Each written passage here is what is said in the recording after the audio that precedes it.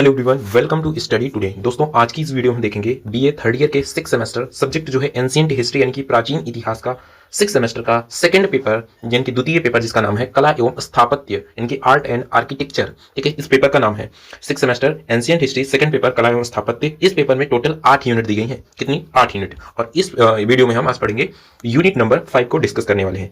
इससे पहले हमने इसका जो फर्स्ट पेपर है यानी कि एंशिएंट हिस्ट्री का 6 सेमेस्टर का फर्स्ट पेपर जो है उसका सिलेबस पढ़ लिया है, प्रीवियस ईयर पेपर को अध्ययन किया है। उसमें भी टोटल 8 यूनिट दी गई है और 8 यूनिट को एक एक वीडियो में हमने कंप्लीट अध्ययन किया है। साथ ही साथ इस चीज का जो सेकंड पेपर है यानी कि कला एवं स्थापत्य जो है उसका हमने सिलेबस को अध्ययन किया है, प्रीवियस ईयर पेपर जो है उसको अध्ययन किया है। और इसमें भी टोटल 8 यूनिट दी गई है और 8 यूनिट को हम एक एक वीडियो में एक एक यूनिट को कंप्लीट डिस्कस करेंगे। और सारी वीडियोस को देखने के लिए आपको क्या करना है, इस वीडियो को प्लेलिस्ट यानी इस वीडियो के डिस्क्रिप्शन बॉक्स में आप जाइए, वहां पर आपको एक प्लेलिस्ट दे रखी है। आप उस प्लेलिस्ट को जैसे ही ओपन करेंगे आप देखेंगे उस प्लेलिस्ट में ऊपर की ओर फर्स्ट पेपर से संबंधित जितनी भी अब तक हमने वीडियोस बना रखी है सारी वीडियोस बहुत ही व्यवस्थित क्रम में आपको देखने को मिल जाएगी। ठीक है, और उसके बाद आप स्क्रॉल करते हुए उसी प्लेलिस्ट में नीचे की ओर जब जाएंगे तो सेकंड पेपर से संबंधित यानी कि कला और स्थापत्य से संबंधित जितनी भी अब तक हमने वीडियोस बना रखी है वो सारी वीडियोस आपको इसी प्लेलिस्ट में नीचे की ओर देखने को मिल जाएगी। सारी वीडियोस बहुत ही व्यवस्थित क्रम में यूनिट बाय यूनिट। ठीक है, तो आपको जो भी उस प्लेलिस्ट से यूजफुल वीडियोस लगे आप उन वीडियोस को निश्चित तौर पर देख सकते हैं और अपने एग्जाम में बेस्ट से बेस्ट दे सकते हैं।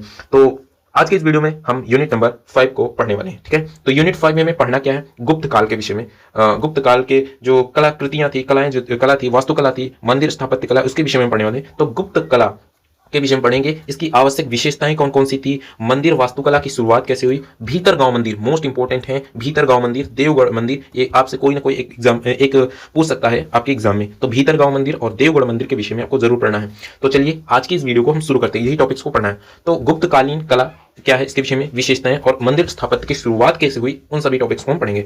तो गुप्त काल जो था वो उसका टाइम पीरियड देखा जाए तो 320 ईस्वी से 550 ईस्वी के मध्य लगभग ये गुप्त काल का टाइम था, को भारतीय इतिहास का स्वर्ण काल कहा जाता है। और यह कला, विज्ञान और साहित्य के क्षेत्र में अभूतपूर्व प्रगति का गवाह रहा है। ठीक है, तो इस काल में यानी कि गुप्त काल में बहुत सारे महत्वपूर्ण कार्य हुए हैं, साहित्य के क्षेत्र में, कला और विज्ञान के क्षेत्र में, इन सभी क्षेत्रों में अभूतपूर्व प्रगति हुई है। आगे देखते हैं, इसी कारण इस काल को स्वर्ण युग के नाम से जाना जाता है। इस काल की कलात्मक उपलब्धियां जो हैं विशेषकर मंदिर स्थापत्य में भारतीय कला के इतिहास में एक मील का पत्थर साबित हुए हैं, अर्थात जो बाद में और विकसित होकर भव्य रूप धारण कर पाए। तो यानी कि भारत जो गुप्तकालीन जो कला, स्थापत्य, वास्तुकला या फिर मंदिर की स्थापत्य कला है वो अभूतपूर्व एक तरीके से बहुत ही विकसित और होकर एक भव्य मंदिर का रूप धारण किया। आगे देखते हैं गुप्तकालीन कला की सामान्य विशेषताएं कौन कौन सी हैं, उनके विषय में देखते हैं विशेषताएं कौन कौन सी हैं। तो गुप्तकालीन कला में एक विशिष्टता, परिपक्वता और आध्यात्मिक गहराई दिखाई देती है। गुप्तकालीन जो कलाएं हैं उसमें इन चीजों का, आध्यात्मिक चीजों का, परिपक्वता और विशिष्टता चीजों की गहराई देखी जा सकती है। इसकी जो प्रमुख विशेषताएं हैं इस प्रकार हैं, उसको हम देखते हैं कौन कौन सी विशेषताएं हैं। तो गुप्तकालीन कला की प्रमुख विशेषताएं देखते हैं। सबसे पहली जो विशेषता है मौलिकता या फिर स्वदेशीपन। तो ये अपने देश की जो स्वदेशीपन होती है उस चीज की दिखाई देता है, उसमें मौलिकता दिखाई देती है। तो गुप्त कला पर किसी बाहरी देश या किसी भी बाहरी जो व्यक्ति थे, बाहरी जो शासक थे, उनका प्रभाव नहीं देखने को मिलता है। तो गुप्त कला पर किसी बाहरी प्रभाव जैसे कि यूनानी, रोमन का कोई भी असर नहीं पड़ा है। यह पूर्णतः भारतीय विचारों और दर्शन और परंपराओं पर आधारित थी। तो गुप्त काल की जो कलाकृतियां थी, कलाएं थी, उस समय की जो कला थी पूर्ण रूप से स्वतंत्र और स्वदेशी थी और वो किसी भी तरह से यूनानी, रोमन, इन बाहरी संस्कृतियों से प्रभावित नहीं थी। यह पूर्णतः भारतीय विचारों, दर्शन और परंपराओं पर आधारित थी। सामग्री का परिष्कार जो है इसके विषय में देखते हैं। तो इसमें क्या हुआ, मथुरा शैली में एक तरीके से लाल बलुआ पत्थर जो होते हैं और गांधार शैली में शिष्ट पत्थर के प्रयोग के विपरीत जो है गुप्त काल में कलाकारों ने नर्म बलुए पत्थर का अधिक कुशलता से उपयोग किया है। तो ऐसा इसमें नहीं है कि मथुरा शैली में जो लाल बलुआ पत्थर का उपयोग होता था और जो गंधार शैली में शिष्ट पत्थर का उपयोग होता था, इन सभी पत्थरों का, इन चीजों का उपयोग नहीं हुआ इनकी गुप्त काल में, बल्कि गुप्त काल में एक अलग तरीके से नर्म बलुए पत्थर का अधिक कुशलता से उपयोग किया गया, जिससे मूर्तियों में बारीक विवरण और चिकनी सतह संभव हो सकी। तो ये चीजें हैं इसकी विशेषता। आगे देखते हैं संयमित अलंकरण। तो अलंकरण जो है अत्यधिक विस्तृत और बोझिल नहीं होती है, बल्कि यह संयमित और सुरुचिपूर्ण होती है, पूर्ण होता है, जो मुख्य आकृति के सौंदर्य को बढ़ाता है। ओके, तो ये अलंकरण इसकी बहुत ही अच्छी, ये बहुत ही मतलब कि कॉम्प्लिकेटेड नहीं होती, बहुत ही बोझिल नहीं होती है, बल्कि वो एक संयमित और सुरुचिपूर्ण होती है, जो मुख्य रूप से उसकी आकृति के सौंदर्यता को बढ़ाती है। आगे देखते हैं प्रभा मंडल का विकास। तो मूर्तियों के सिर पर जो होता है ना, पीछे की ओर लगता है अलंकरण के लिए, तो वो उसे बोलते हैं प्रभा मंडल। तो अलंकृत प्रभा मंडल या फिर आभा मंडल का प्रयोग आम हो गया था, यानी कि हर एक मूर्तियों में लगभग देखने को मिल ही जाती थी प्रभामंडल, जो पीछे की ओर सर पे लगाए जाते थे, जिसमें अक्सर फूल होती है या फिर पत्तियां होती हैं, ज्यामितीय डिजाइने उकेरे जाते थे।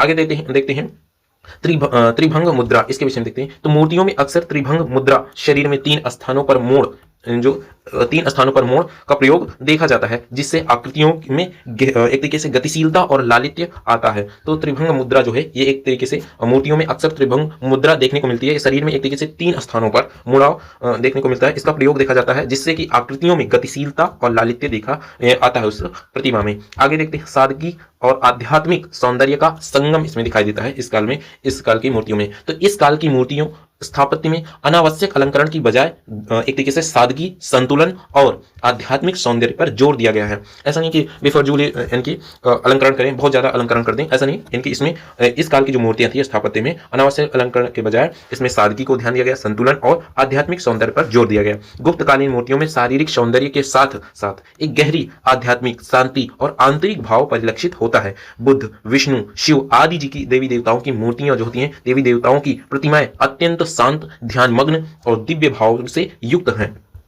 ठीक है, तो इस तरीके से गुप्त काल की जो मूर्तियां हैं बहुत ही आध्यात्मिक, शांति और आंतरिक भाव से परिलक्षित होती हैं। आगे हम देखते हैं मानवीय आदर्श, इसके विषय में देखते हैं। तो मानव आकृतियों को अत्यधिक आदर्शवादी रूप में गढ़ा गया है। तो मानव आकृतियों को एक तरीके से अत्यधिक आदर्शवादी, आदर्श रूप दिखाया गया है उनका, में गढ़ा गया है, जिसमें शारीरिक और मानसिक दोनों तरह से इनकी पूर्णता झलकती है। इनकी पूर्ण रूप से एक आदर्श इंसान को बनाया गया है, आदर्श प्रतिमा को दिया गया, आदर्श चेहरे पर एक शांति, ध्यानस्थ और अलौकिक भाव का एक तरीके से उस प्रतिमा पर दिखाई देता है। तो चेहरे पर एक शांत, ध्यानस्थ और अलौकिक भाव स्पष्ट दिखाई देता है।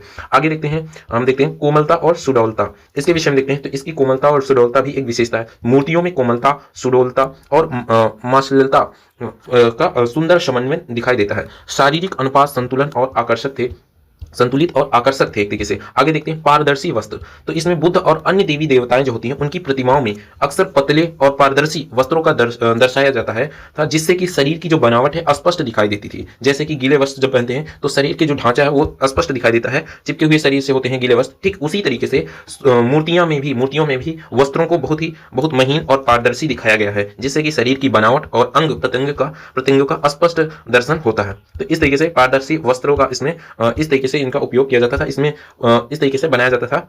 आगे देखते हैं शांत और ध्यानस्थ भाव। जो प्रतिमाएं होती हैं, मूर्तियां जो होती थी, उसमें ध्यान और शांत की भावनाएं देखने को मिलती हैं। तो बुद्ध की प्रतिमाओं में शांति, ध्यानस्थ और करुणापूर्ण भाव प्रमुख थे, जो तत्कालीन बौद्ध धर्म के आदर्शों को दर्शाते था।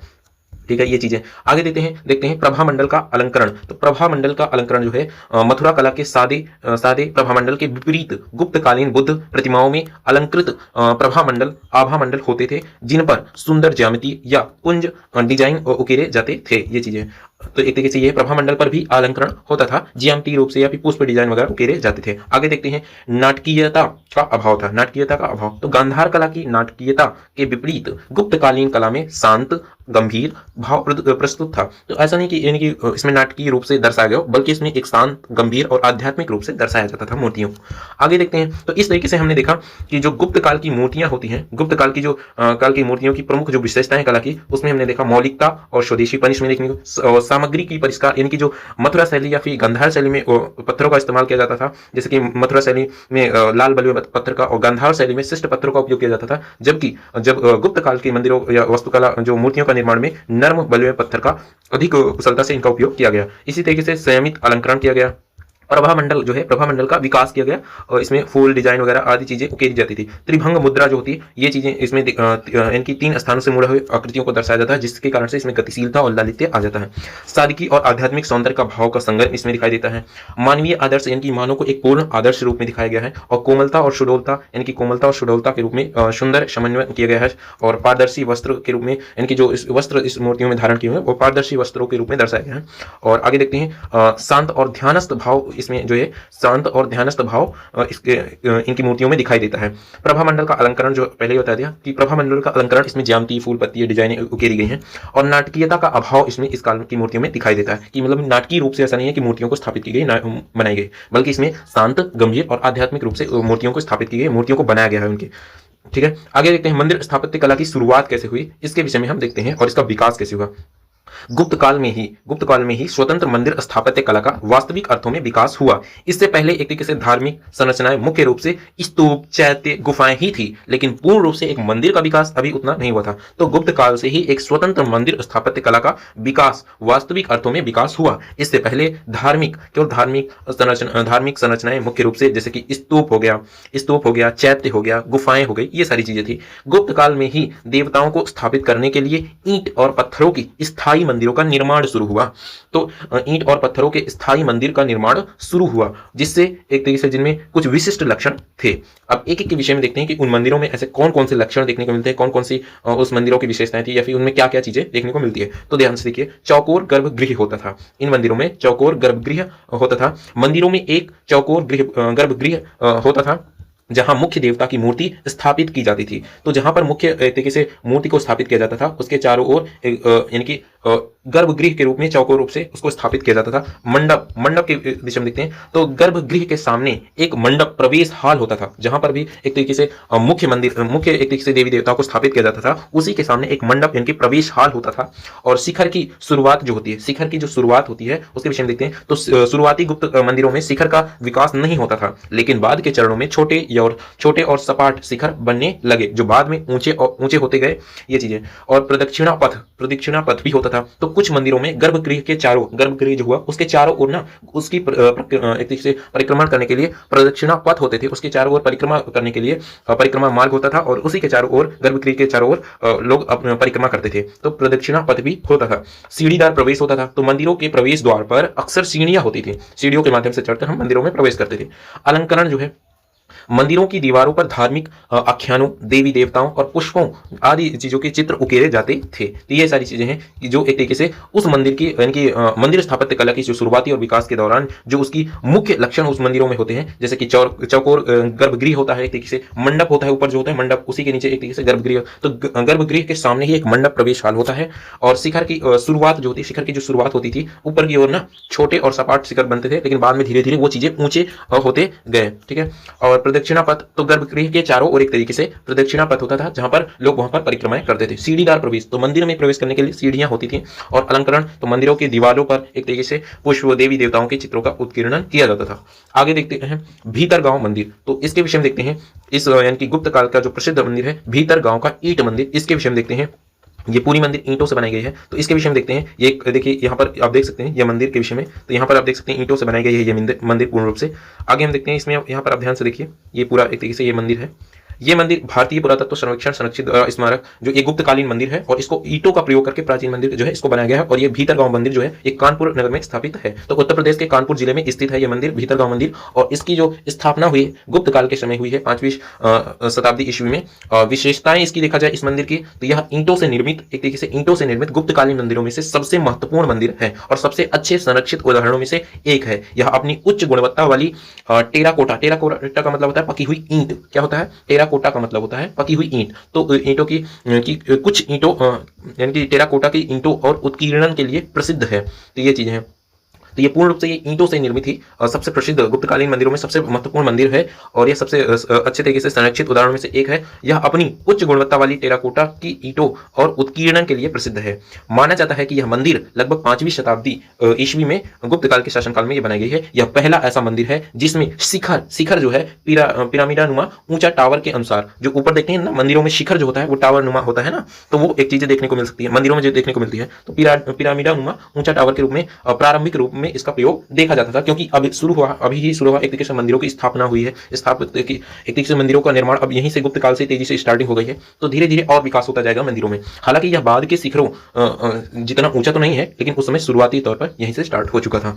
आगे देखते हैं, मंदिर की बाहरी दीवारों जो टेराकोटा जो है वो पैनलों से सजी हुई है, जिसमें विभिन्न देवी देवताओं, पौराणिक दृश्यों, मानव आकृतियों को दर्शाया गया है।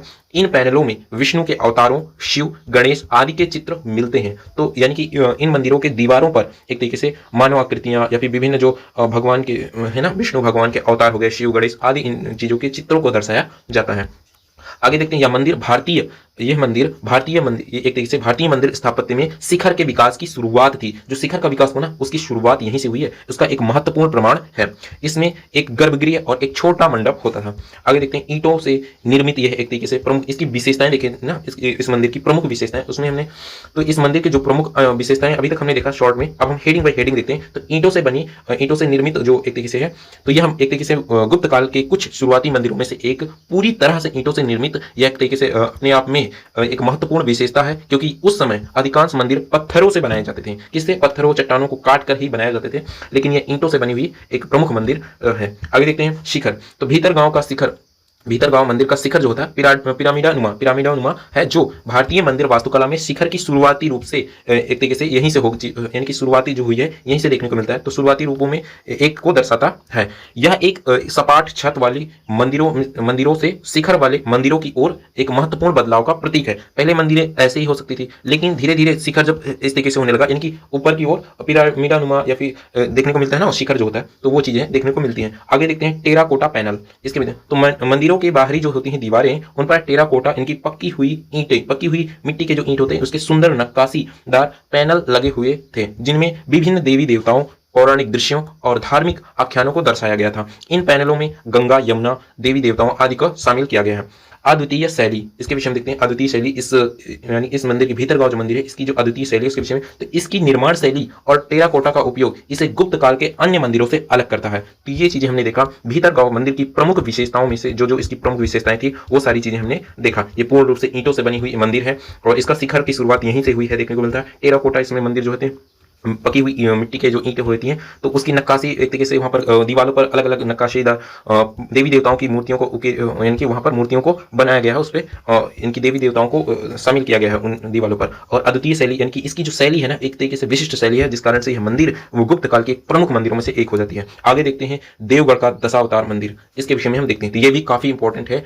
आपके एग्जाम में, काफी इंपॉर्टेंट है आपके एग्जाम की दृष्टि से। तो देवगढ़ का दशावतार मंदिर के विषय में हम देखते हैं हम। तो यहाँ पर आप देख सकते हैं फिगर के माध्यम से, ये दशावतार, यानी कि देवगढ़ का जो दशावतार की मंदिर है उसके विषय में। तो इसकी यहाँ पर आप देख सकते हैं किस तरीके से यह दिखता है।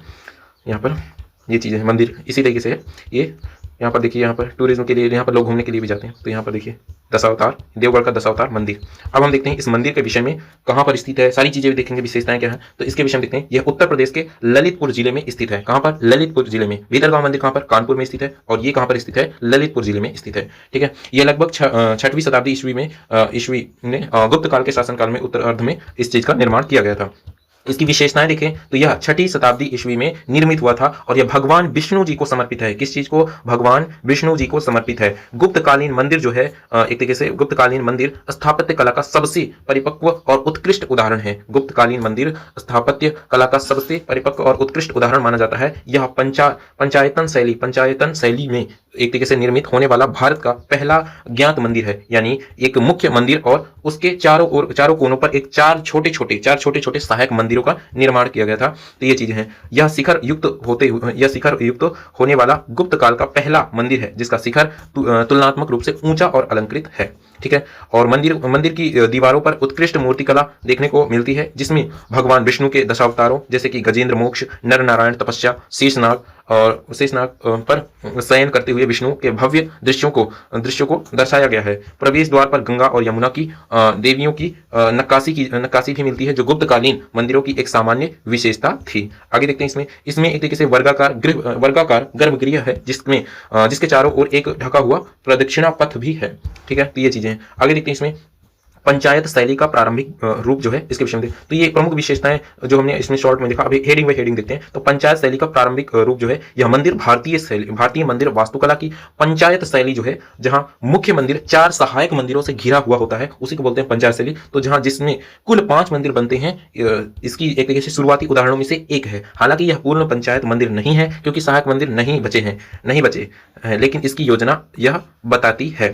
तो मतलब कि अब तो फिलहाल, यानी कि अभी देखा जाए वर्तमान समय में, तो ऐसा नहीं दिखाई देता, लेकिन पहले जो होता है, तो यहाँ पर 5 मंदिरों के सहायक 5 मंदिर जो है, इसको ऐसा माना जाता था कि 5 मंदिरें बनाई होती है, यानी कि 4 मंदिर सहायक और एक मुख्य मंदिर थी। तो ये चीजें आगे हम देखते हैं। लेकिन इसमें देखा क्योंकि सहायक मंदिर नहीं है, अब बचे हैं, लेकिन इसकी योजना जो होती थी उसके माध्यम से ऐसा पता चलता था कि इसमें 4 सहायक मंदिर थी। उच्च चबूतरा जगती जो है, जगती इसको बोलते हैं। तो उच्च चबूतरा जो कि देखा हमने, मंदिर जो होते हैं एक ऊंचे चबूतरे पर बना होता है जिस पर चढ़ने के लिए चारों ओर से सीढ़ियां बनी हुई हैं।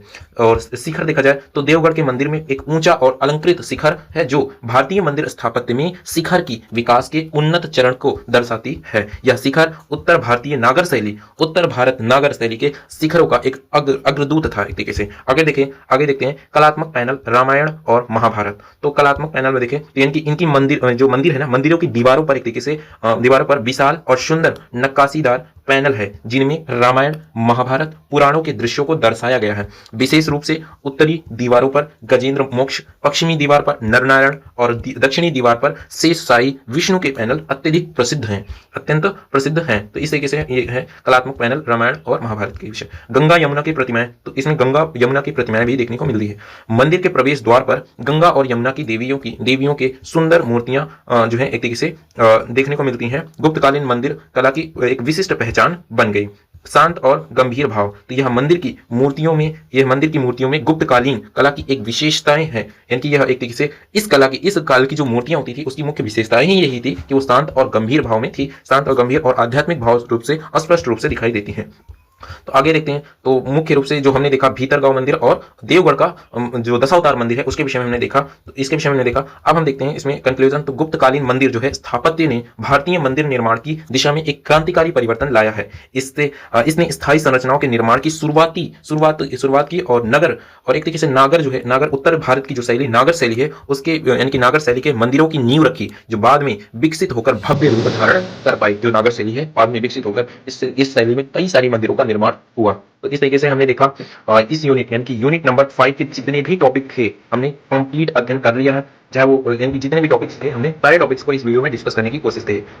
तो बस आज की इस वीडियो में इतना ही। आई होप दैट कि आपको ये वीडियो पसंद आई होगी। अगर आपको ये वीडियो पसंद आई है तो वीडियो को लाइक करें एंड चैनल पर पहली बार आए तो चैनल को जरूर सब्सक्राइब करें एंड अपने दोस्तों के पास इस वीडियो को जरूर शेयर करें ताकि उन्हें भी इस वीडियो में हेल्प हो सके। और हाँ, अन्य वीडियोस को देखने के लिए वीडियो के डिस्क्रिप्शन बॉक्स में हमने प्लेलिस्ट लिंक दे रखी है, आप उस प्लेलिस्ट को ओपन करें तो आप देखेंगे ऊपर की ओर फर्स्ट पेपर से संबंधित, तीसरे पेपर के फर्स्ट पेपर से संबंधित जितनी भी वीडियोस हैं यानी कि यूनिट बाय यूनिट आपको बहुत व्यवस्थित समय देखने को मिल जाएगी। और नीचे की ओर स्क्रॉल करते हुए जब जाएंगे तो सेकंड पेपर से संबंधित अब तक हमने जितनी भी वीडियोस बनाई है वहां पर आपको यूनिट बाय यूनिट देखने को मिलेगी। आप व्यू से कौन से वो वीडियोस देख सकते हैं। तो बस हम जल्दी मिलते हैं किसी नए वीडियो में किसी नए टॉपिक के साथ। तब तक के लिए जय हिंद, जय भारत।